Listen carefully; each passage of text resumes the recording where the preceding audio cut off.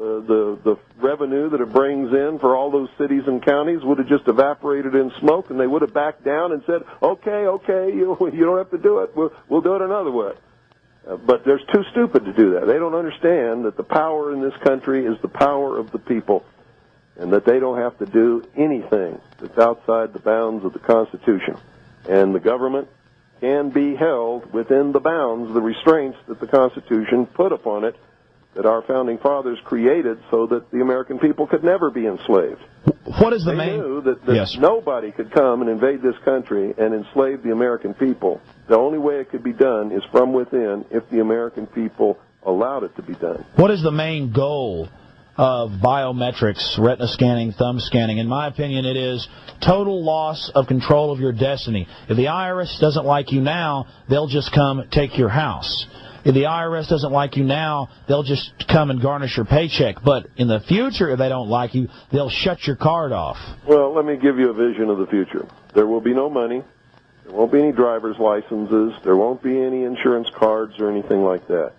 Everybody will have an account on a computer. Everybody will have a computer chip implant somewhere on their body that will access the computer.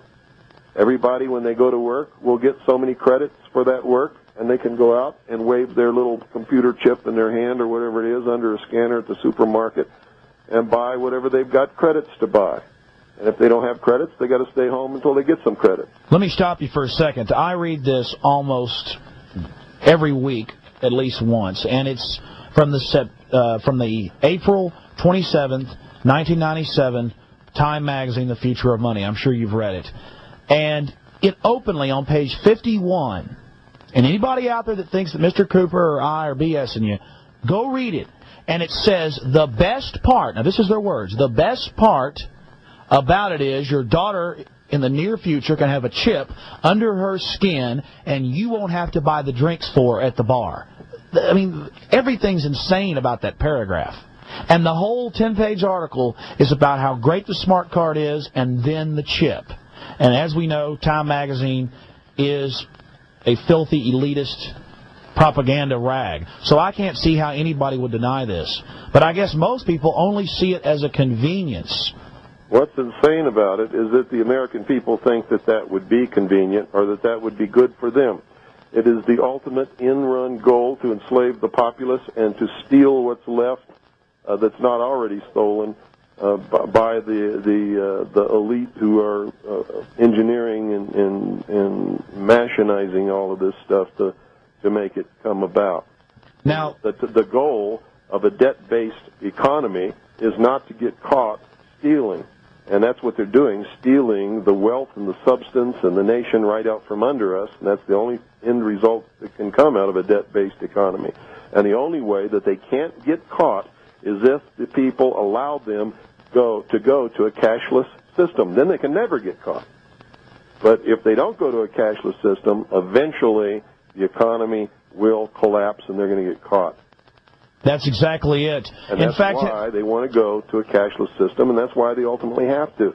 Anybody understands how this economy works and what the end result of a debt-based economy where the interest is never created or printed and the way that it works. It's a fiat Ponzi scheme. That it's got to collapse or they have to go to a totally cashless system in order that they don't get caught and are able to perpetuate the theft. So what you're saying is that we have a fiat Ponzi scheme, con game government monetary system based on fractional reserve banking, and that the money machines are printing out of control. I talked to Congressman Ron Paul just a few weeks ago, and he said, yes, the Federal Reserve is printing 10% more money into the supply every 6 to 8 months. So this is creating this false prosperity, and the public just loves it, but meanwhile they're just coaxing us in to this cashless society so the fairy tale can continue.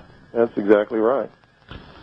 Let's go back, and I really appreciate you. And the only way to keep it going until they do that is to keep creating more money, which creates more inflation, which devalues the value of what everybody is earning and making, and that's why everybody feels more and more strain every year and keeps sucking more and more out of the system through the bogus Internal Revenue Service income tax system so that they can keep from getting caught as long as possible. Oh, but that's been reformed. It got reformed last week. Didn't you hear?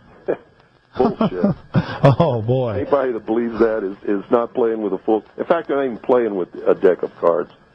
They're playing with matchsticks. Well, I'll never forget... President Clinton got up there on TV 6-8 months ago, or I guess a year ago now, and drew that big zero on a white piece of paper. And then I had people coming up to me on the street saying, Mr. Jones, have you heard the budget's balanced, the deficit's fixed? That simple thing, it's like they're 3-year-olds. Well, they are 3-year-olds. That's their mentality. The average American has never had an original thought in his entire life, or her entire life. And if they're not told what to think, they cannot think. And that's the truth. Clinton didn't do anything except eliminate the deficit. You know how you eliminate the deficit? You either don't spend as much so that you stay within the bounds allotted by Congress, or you have Congress pass more allotments so that you can spend more than what you need to spend. Yeah, did not pay off the national debt, did not balance the budget. Well, yes, if I could give myself endless pay raises, I could go out and buy skyscrapers and 1,000 Cadillacs and 100 Mercedes, as long as I just... still not have a deficit. A deficit is when you spend more than what you've been given. Exactly. That's a deficit. So when he says we got a zero deficit, that means absolutely nothing except Congress is allotting more money for the government to spend because the government is not spending less. They're spending more than they ever have had. They are spending more, and they're using this to beef up the police state. It's obvious to anybody that honestly looks at it. Back to what's happening with you. Now, I have run documentaries that you've been involved with many times here on television in Austin, and like Reichstag 95 and others. And those are, people said that those are the most educational and that they do enjoy them. But talk a little bit about how you were at the top of Bill Clinton's FBI list. Well, ever since 1988, when I began telling the world, not just the American people, but the world, about Majesty 12, which is the plan to enslave the human race in a world totalitarian socialist government, the merger of the military of the United States and what used to be known as the old Soviet Union under NATO, which is occurring now, to create the world police force. Most people don't understand that NATO is an arm of the United Nations. It was formed under the auspices of the United Nations Charter and takes its orders from the Security Council. Warsaw Pact was also formed under the auspices of the United Nations Charter and was an arm of the United Nations and took its orders also from the Security Council. The Cold War was a total farce, and that's why we never had any military conflicts with the Soviet Union. What is your opinion of the UN passing its new World Court? Well, if they've passed a World Court, how can they have a World Court if there is sovereign nations? Because sovereign nations are not subject to any courts but their own.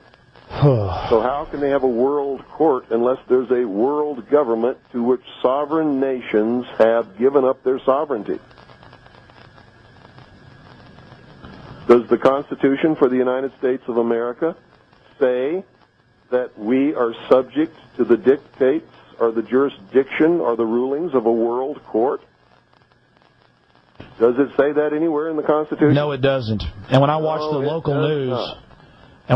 local news, all I hear is how wonderful the United Nations is. Our public are being indoctrinated about this. Sir, I know that you didn't ask me about this, but do you have a 1-800 number or a number where people can order Behold a Pale Horse?